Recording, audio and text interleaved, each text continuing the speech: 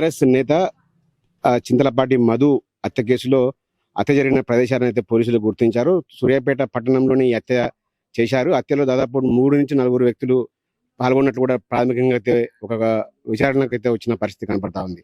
మొత్తం తాళ్ళగడ్డలోని ప్రస్తుతం మన ఆ హత్య చేసిన ప్రదేశంలో ఉన్నాం. హత్య చేసిన ప్రదేశాన్ని పోలీసు క్లూస్ టీమ్ అంతా కూడా జడపడుతున్న పరిస్థితి కనపడుతుంది. అక్కడ ఉన్న సాక్ష్యాధారాలను కూడా సేకరించే పనిలో పోలీసులు నిమగ్నమై ఉన్న పరిస్థితి కనపడతా ఉంది.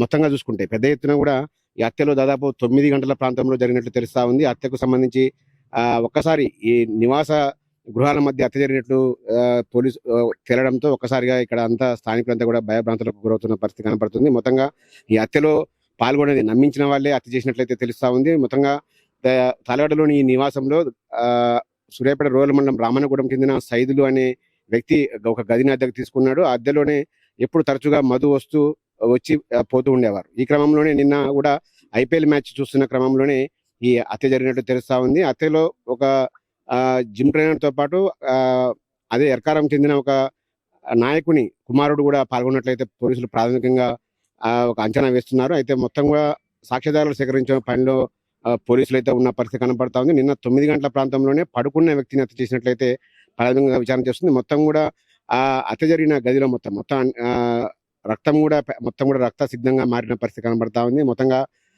ఎటువంటి పెనుగులాటలు లేకుండానే దారుణ హత్యకైతే పాల్పడ్డారు. మొత్తం కూడా వాళ్ళు ఉపయోగించిన చొక్కాలు కూడా వాళ్ళు అయితే హత్య చేసిన వ్యక్తులు ఉన్నారో ఆ హత్య చేసిన వాళ్ళ మొత్తం కూడా రక్త సిద్ధం కావడంతో ఆ దుస్తులను కూడా అక్కడే వదిలి చుట్టుపక్కల ఉన్న చెట్ల పైన విసిరేసి వాళ్ళు పారిపోయినట్టు తెలుస్తా ఉంది. నిన్న సాయంత్రం 6 గంటల ప్రారంభంలో ఒక భారీ వాహనం వచ్చిందని కూడా స్థానికులు చెప్తా ఉన్నారు. ఆ వాహనంలోనే అయితే మధు ఇక్కడికి రావడం మాత్రం కేవలం బైక్ పైన వచ్చాడు. కానీ ఇక్కడ హత్య చేసిన తర్వాత బాడీని ఎర్కారం స్టేజ్ వద్ద ఏదైతే సూర్యాపేట జనగాం రహదారిలో ఎర్కారం స్టేజ్ వద్ద ఒక కలవట్టు కింద గుణసంచిలో చుట్టి ఉన్న పరిస్థితి ఉంది. సో అక్కడే బైక్ ఉంది. అయితే బైక్ అక్కడికి ఎలా వెళ్ళింది మొత్తంగా, లేకపోతే బైక్ ఇక్కడ ఏదైతే 6 గంటల ప్రాంతంలో వచ్చిన భారీ వాహనంలోనే మధు డెడ్ బాడీని తరలించి అక్కడ ఉంచినట్టు తెలుస్తా ఉంది. మొత్తంగా చూసుకుంటే పోలీసులు విచారణను అయితే ముమ్మరం చేశారు.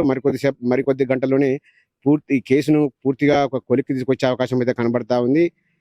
మొత్తంగా చూసుకుంటే పోలీసులు దాదాపు 4 బృందాలుగా విడిపోయి విచారణ అయితే వేగవంతం చేసిన పరిస్థితి కనబడతా ఉంది.